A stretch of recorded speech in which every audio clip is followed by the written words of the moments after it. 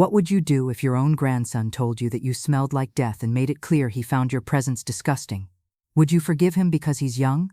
Would you try to explain why elderly people sometimes have different scents? Would you find a way to make him understand what his cruelty really cost him? Well, the inheritance I left Tyler taught him that some words can never be taken back, and some opportunities for love can never be recovered. My name is Betty, and this is the story of how my 16-year-old grandson's casual cruelty toward me became the most expensive lesson about respect and regret that he would ever receive. It's a story about aging, dignity, and what happens when young people forget that the elderly were once young themselves, and that they too will someday face the indignities that come with growing old in a world that values youth over wisdom.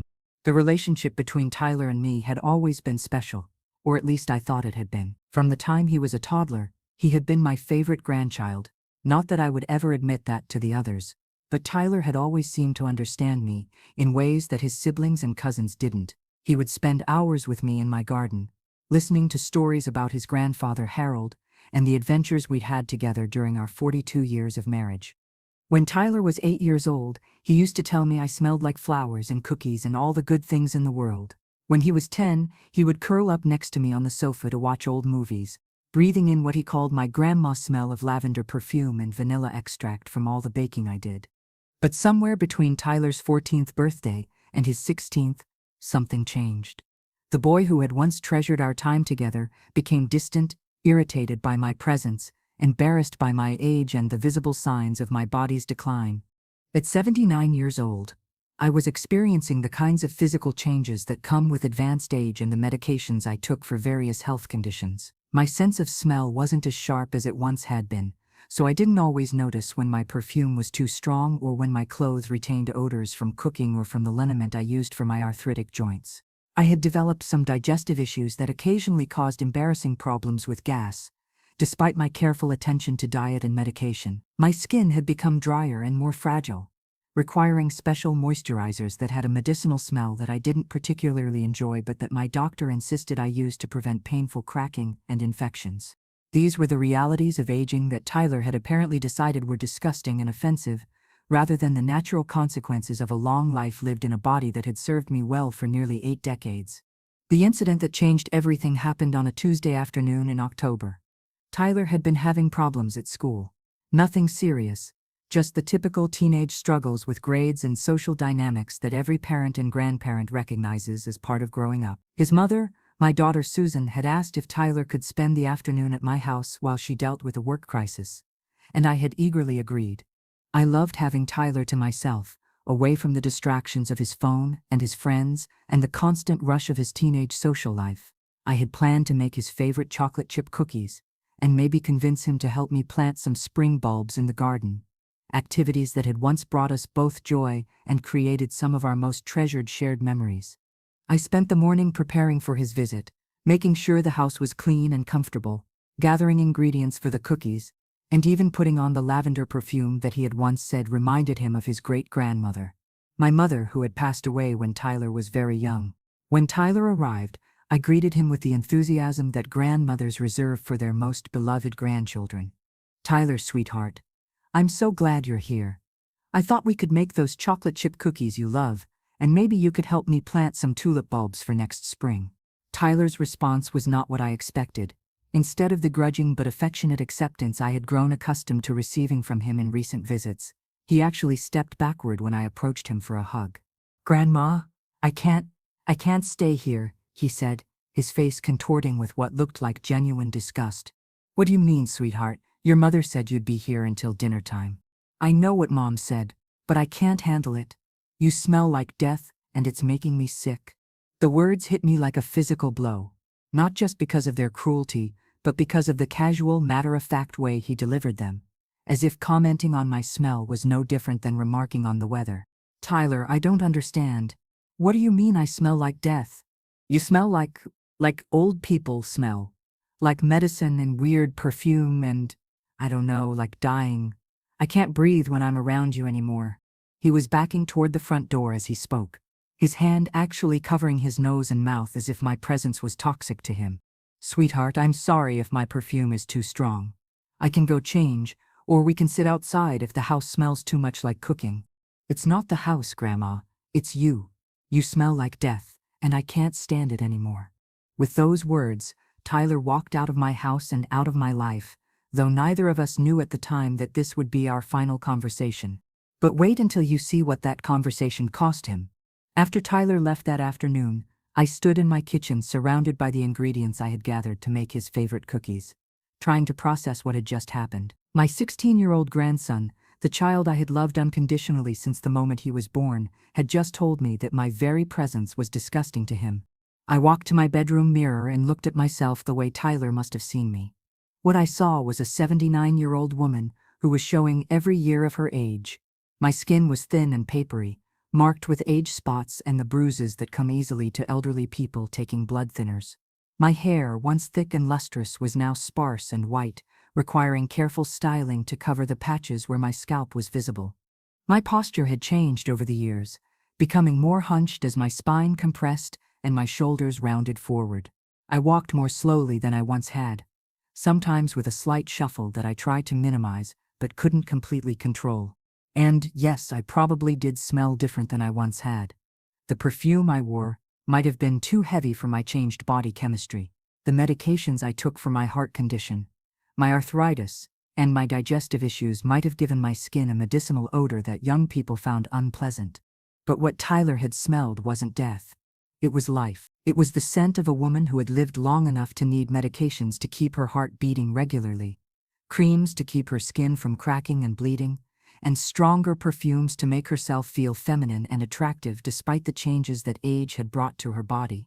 What Tyler had called disgusting was actually the evidence of my determination to keep living, keep caring for myself, keep trying to be the grandmother he had once loved, despite the challenges that came with being nearly 80 years old. But in that moment, standing in front of my bedroom mirror, I realized something that changed how I viewed Tyler's cruelty and my own future. Tyler's disgust with my aging wasn't really about how I smelled. It was about his fear of getting old himself, his terror of facing the physical decline that he saw in me, his inability to accept that someday he too might need medications and special creams and might not smell like the young, healthy person he was at 16. My smell of death was really Tyler's smell of his own mortality, reflected back at him through his relationship with me. I was a mirror showing him his own future, and he found that future so terrifying that he had to reject me entirely rather than face the reality of aging and death. But Tyler was about to learn that rejecting people because they remind you of your own mortality comes with consequences he had never imagined. That evening I called my attorney, James Crawford, who had been handling my legal affairs since Harold died 8 years earlier. "James," I said when he answered the phone, "I need to make some changes to my will." "What kind of changes, Betty?" "Changes to what Tyler inherits, and how he inherits it." James had known my family for decades and was familiar with my close relationship with Tyler. "Betty, did something happen between you and Tyler?" "Tyler made it very clear today that he finds my presence disgusting because I smell like death. He couldn't even stay in the same room with me." "Betty, I'm so sorry. That must have been incredibly painful." "It was painful, James, but it was also educational. Tyler needs to learn some things about respect, about aging, about the cost of choosing cruelty over compassion. And I think the best way to teach him those lessons is through my will." "What did you have in mind?" "I want to change Tyler's inheritance from money to, let's call it an education. I want him to inherit something that will teach him what he lost when he chose to reject me because of how I smelled." Over the next hour, I explained to James exactly what I wanted Tyler to inherit and why. It wasn't a punishment, exactly. It was more like a lesson that could only be taught after I was gone, when Tyler would finally understand what his cruelty had cost both of us. But the most shocking part wasn't what I decided to leave Tyler, it was what I discovered when I started researching how to make my plan work. What you're about to learn will change everything you think you know about this story. 3 days after Tyler's cruel rejection, I received a phone call that put his behavior in an entirely different context and made my planned lesson even more important than I had originally thought. The call was from Tyler's mother, my daughter Susan, and she was crying. "Mom, I need to tell you something about Tyler, something that might help you understand why he's been so horrible to you lately." "What is it, sweetheart?" "Tyler has been seeing a counselor at school because he's been having panic attacks about death and aging. It started about 6 months ago when his friend's grandfather died of cancer. Tyler became obsessed with the idea of dying, with the physical changes that come with aging, with the smells and sounds and sights of sickness and death. I didn't know Tyler was having anxiety about death. He's been terrified, Mom. Terrified of getting old, terrified of dying, terrified of watching the people he loves deteriorate and die. The school counselor says it's not uncommon for teenagers to go through phases like this, especially when they're confronted with mortality for the first time. And you think this is why he was so cruel to me? I think Tyler sees you as a reminder of everything he's afraid of. I think when he's around you, he's forced to confront the reality that people age and die, and he can't handle it emotionally. So he deals with his fear by rejecting me? The counselor says that rejecting elderly people is sometimes how young people try to distance themselves from their own fears about aging and death. It's like, if he doesn't have to be around you, he doesn't have to think about getting old himself. This information completely changed how I understood Tyler's behavior, but it also made me more determined than ever to teach him the lesson I had planned. Tyler's fear of death and aging had led him to choose cruelty over compassion, rejection over love, disgust over empathy. His terror of his own future had caused him to abandon the grandmother who loved him unconditionally, simply because being around me forced him to acknowledge realities he didn't want to face. But Tyler was about to learn that running away from aging and death doesn't make them disappear, it just makes you miss the opportunities for love and connection that are available in the time you have. Susan, I said to my daughter, I want you to know that I've made some changes to my will regarding Tyler's inheritance. Mom, you don't need to punish Tyler because he's going through a difficult phase. He's just 16, and he's dealing with fears that he doesn't understand. I'm not punishing Tyler, sweetheart. I'm educating him. There's a difference. What kind of education? The kind that can only happen after I'm gone, when Tyler finally understands what he lost when he chose to reject me because I reminded him of his own mortality. But what Susan didn't know, what Tyler was about to discover, was that my planned education involved more than just changing his inheritance. It involved revealing a secret that would change how he understood our entire relationship and the opportunities he had missed because of his cruelty. You see, what Tyler didn't know when he told me I smelled like death was that he was more right than he realized. I had been diagnosed with terminal pancreatic cancer 3 months earlier, and my doctor had given me 6 to 8 months to live.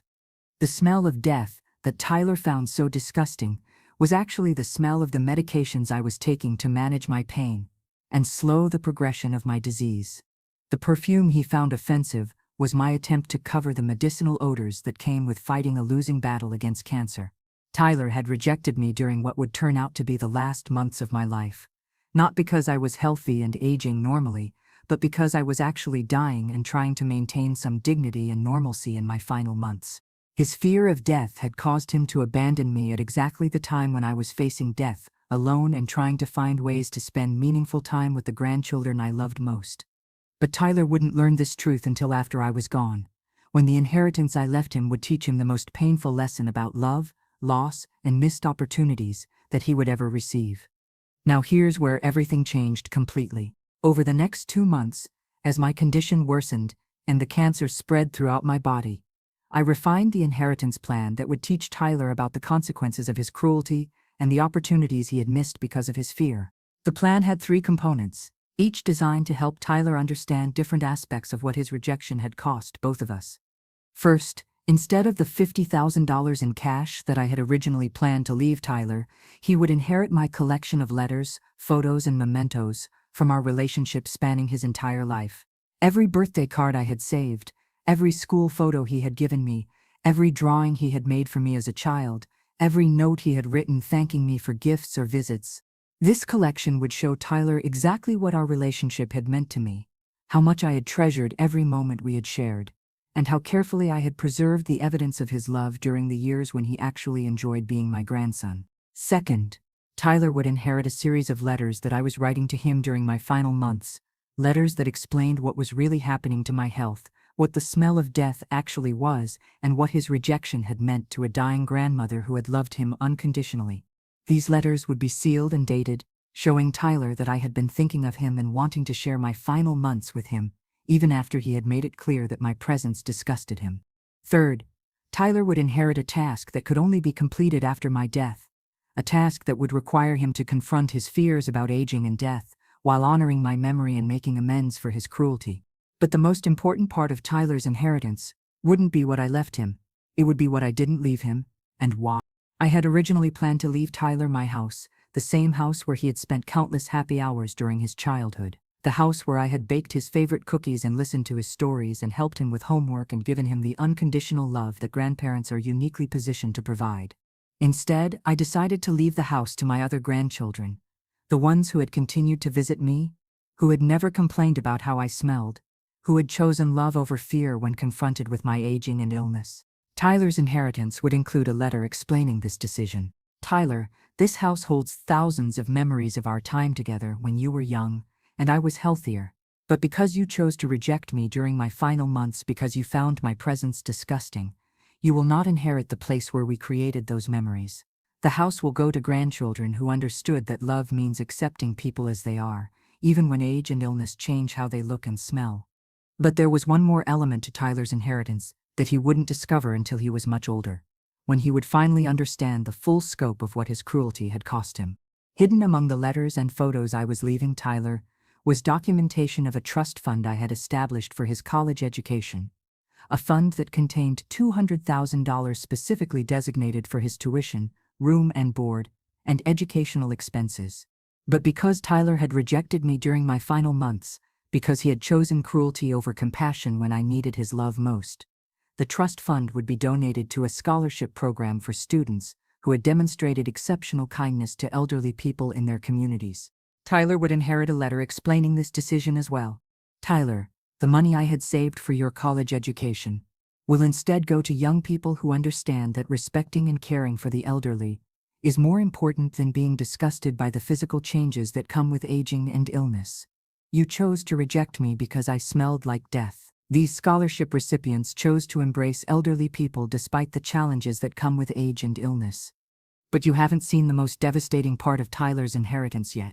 During my last 3 months of life, as my condition deteriorated and my need for pain medication increased, Tyler maintained his distance from me. He didn't call, didn't visit, didn't ask about my health, and apparently didn't notice that I had stopped appearing at family gatherings because I was too weak to attend. His mother, Susan, tried several times to arrange visits between Tyler and me, but Tyler always found excuses to avoid spending time with his dying grandmother. Tyler, Susan told him after I missed Thanksgiving dinner, Grandma Betty is really sick. She's been asking about you. I can't deal with sick people right now, Mom. It makes my anxiety worse. But Tyler, she loves you so much. She's always asking when you're going to come visit. I'll visit when she's back to normal. Back to normal. Tyler was waiting for me to become healthy again before he would consider resuming our relationship, not understanding that normal for a 79-year-old woman with terminal cancer was exactly what I was: medicated, struggling, and yes, probably smelling like the medications and treatments that were keeping me alive as long as possible. Tyler's avoidance of me during my final months meant that he missed opportunities that could never be recovered. He missed the chance to hear stories about his grandfather Harold that I had been saving for when Tyler was mature enough to appreciate them. He missed the chance to learn about our family history, our traditions, and the values that had sustained our family through generations of challenges. Most importantly, he missed the chance to say goodbye to me, in a way that would have given both of us peace and comfort during my final weeks. Instead, Tyler spent those months trying to avoid thinking about death and aging by avoiding the person in his life who was actively dying and aging. But Tyler was about to learn that avoiding death doesn't prevent it, and that the people you abandon because they remind you of mortality are the same people who could teach you how to face death with dignity and courage. I died on a Tuesday morning in February, peacefully in my sleep, with Susan holding my hand. Tyler was at school when I passed away, living his normal teenage life while his grandmother died, surrounded by the family members who had chosen love over fear during my final months. Tyler didn't attend my funeral. Susan told me later that he claimed he couldn't handle seeing me in a coffin, couldn't deal with the reality of my death, couldn't face the grief and sadness of saying goodbye. So Tyler missed not only my final months of life, but also the opportunity to honor my memory and begin processing his grief in the healthy way that funerals provide for people who are willing to face the reality of loss. But 3 days after my funeral, Tyler received a package that would begin the most important education of his life. The package contained everything I had planned to leave him, The letters, the photos, the mementos of our relationship, and the explanations of what his inheritance meant and why I had structured it the way I did. Tyler would learn that the grandmother he had rejected because she smelled like death had actually been dying during their final months together. He would learn that the medications and treatments that created the odors he found disgusting had been keeping me alive long enough to hope for one more visit, one more conversation, one more chance to tell him how much I loved him. And Tyler would learn that by choosing fear over love, avoidance over presence, disgust over compassion, he had missed the chance to be with me during the most important and meaningful months of my life. But the most devastating part of Tyler's inheritance was still to come. Wait until you see how Tyler reacted when he learned the truth.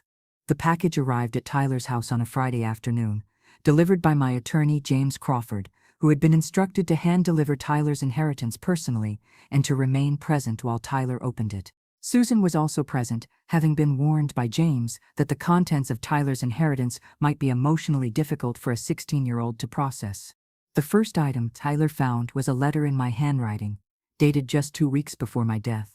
My dear Tyler, by the time you read this, I will be gone, and you will have missed the chance to say goodbye to the grandmother who loved you unconditionally for 16 years. When you told me that I smelled like death, you were more right than you knew. I was dying. Tyler, I had been diagnosed with terminal cancer 3 months before your cruel words sent me away from you forever. The smell you found so disgusting was the smell of medications that were keeping me alive long enough to hope for more time with you. The perfume you found offensive was my attempt to feel feminine and lovely, despite the ravages that cancer was inflicting on my body. You rejected me during the last months of my life because my dying body reminded you of your own mortality. You chose fear over love, avoidance over presence, disgust over compassion. But Tyler, I want you to understand that I don't blame you for being afraid of death. I blame you for letting that fear turn you into someone cruel. Tyler's hands were shaking as he read these words, tears streaming down his face as he realized the scope of what he had done. The second letter explained what Tyler had missed during my final months. Tyler, during the 3 months between your rejection and my death, I spent many hours thinking about you and wishing you were with me. I had so many stories to tell you about your grandfather, so many family traditions to share with you, so much love to give you during my final weeks. Instead of spending my last months sharing memories and wisdom with my beloved grandson, I spent them grieving the loss of our relationship and trying to understand why you found my presence so unbearable. You will never know how much it hurt to die without seeing you again, without hearing your voice, without being able to tell you one more time how proud I was of the young man you were becoming. You chose to remember me as the disgusting old woman who smelled like death, rather than as the grandmother who baked your favorite cookies and listened to your dreams and loved you more than words could ever express. The third letter revealed the financial consequences of Tyler's cruelty. Tyler, I had established a college fund containing $200,000 specifically for your education. This money was saved over many years because I believed in your potential and wanted to ensure that you would have opportunities to build a successful life. However, because you rejected me during my final months because you found my aging and illness disgusting, I have donated this money to a scholarship program for young people who have demonstrated exceptional kindness to elderly members of their communities. Your education will now be funded by your own efforts and your family's resources, rather than by the grandmother you found too repulsive to visit during her final months. Tyler was sobbing by this point, barely able to read through his tears, but James Crawford gently encouraged him to continue opening the package. The fourth item was a photo album containing pictures of Tyler and me throughout his childhood. Pictures that showed a little boy who had once delighted in spending time with his grandmother, who had once told me I smelled like all the good things in the world. Each photo was accompanied by a handwritten note from me, describing the memory and how much that moment had meant to me. Tyler, age 4, baking cookies together. You said my kitchen smelled like heaven. Tyler, age 6, gardening together. You picked flowers for me and said I was the prettiest grandma in the world. Tyler, age 8, reading stories together. You fell asleep in my lap, and I didn't move for 2 hours because I didn't want to disturb your peaceful sleep. Tyler, age 10, your first overnight stay at my house. You said you felt safe with me and wished you could live with me forever. The contrast between these loving memories and Tyler's final cruel rejection was devastating. Tyler could see in those photos the love and joy that had defined our relationship for most of his life. making his recent cruelty even more painful to confront. The fifth item was perhaps the most heartbreaking, a series of letters I had written to Tyler during my final months, but had never been able to give him because he refused to see me. Each letter was dated and sealed, showing Tyler exactly when I had been thinking of him and wanting to communicate with him during my dying process. December 15th, Tyler, I made your favorite cookies today and wished you were here to eat them with me. December 28th, Tyler, I saw a young man at the grocery store who looked like you, and my heart ached with missing you. January 10th, Tyler, I'm getting weaker, and I keep hoping you'll change your mind about visiting me. January 25th, Tyler, I may not have much time left, and all I want is to see your face one more time and tell you how much I love you. February 5th, Tyler, if you're reading this, it means I died without seeing you again. I want you to know that I forgave you for your cruelty, but I also want you to understand what your fear cost both of us. By the time Tyler finished reading these letters, he was inconsolable. The full weight of what he had done, rejecting his dying grandmother because his fear of death made him find her presence disgusting, had finally hit him. But the final item in Tyler's inheritance was the most important lesson I could teach him. It was a letter explaining what I wanted Tyler to do with his grief, his guilt, and his regret. Tyler, you cannot undo the cruelty of your final words to me, and you cannot recover the time we lost during my final months. But you can choose to honor my memory by learning from your mistakes and becoming the kind of person who chooses love over fear when confronted with aging and death. I want you to volunteer at nursing homes and hospice centers, spending time with elderly people who may smell like medications and illness and death, but who need the presence and love of young people who are not disgusted by the realities of aging. I want you to help other teenagers understand that rejecting elderly people because they remind you of your own mortality is one of the cruelest things you can do to someone who loves you. And I want you to remember that someday you will be old, and you will smell like medications and treatments and the approach of death, and you will hope that the young people in your life will choose compassion over disgust, presence over avoidance, love over fear. Tyler, the inheritance I'm leaving you isn't money. It's wisdom. It's the understanding that how we treat people during their final months defines not just their experience of dying, but our own experience of living with the consequences of our choices. The transformation that followed Tyler's receipt of his inheritance was profound and permanent. He immediately began volunteering at the local nursing home, spending every weekend with elderly residents who were often neglected by their own families because of the physical changes and odors that come with advanced age and illness. Tyler also began speaking at schools about ageism and the importance of treating elderly people with dignity and respect, even when age and illness make them different from the young, healthy people they once were. But most importantly, Tyler learned to live with the regret of knowing that he had abandoned the grandmother who loved him most during her final months, and that his fear of death had cost him the chance to say goodbye in a way that would have honored both our relationship and my memory. 3 years after my death, Tyler wrote me a letter he could never send, but that helped him process his grief and guilt. Dear Grandma Betty, I know you can't read this, but I need to tell you how sorry I am for what I did to you during your final months. I need you to know that not a day goes by that I don't think about the cruelty of my last words to you, and the opportunities for love and connection that I missed because I was too afraid of death to be present with you while you were dying. You were right. I rejected you because you reminded me of my own mortality, because being around you forced me to confront the reality that people age and die and that someday I will too. But Grandma, what I understand now is that running away from death doesn't prevent it, and that the people who love us during our final months are giving us the most precious gift possible, the gift of not dying alone. I am so ashamed that I let my fear turn me into someone who would abandon you when you needed me most. I am so sorry that my last words to you were about how disgusting I found your smell, instead of telling you how much I loved you and how grateful I was for all the years you spent loving me unconditionally. I can't undo what I did, but I promise you that I will spend the rest of my life trying to honor your memory by being the kind of person who chooses love over fear, presence over avoidance, compassion over disgust. I love you, Grandma. I always loved you, even when my fear made me cruel. And I will carry the regret of my final words to you for the rest of my life, as a reminder of how precious and fragile our opportunities for love really are. Your grandson, Tyler? And that, my dear listeners, is how a grandson's cruel words about death became the catalyst for the most important lesson about love, loss, and the cost of letting fear override compassion. Tyler learned that words spoken in cruelty can never be taken back, that opportunities for love and connection can be lost forever if we let fear determine our choices, and that the people we reject because they remind us of our own mortality are often the same people who could teach us how to face aging and death with dignity and grace. The inheritance I left Tyler wasn't money, it was wisdom bought at the highest possible price.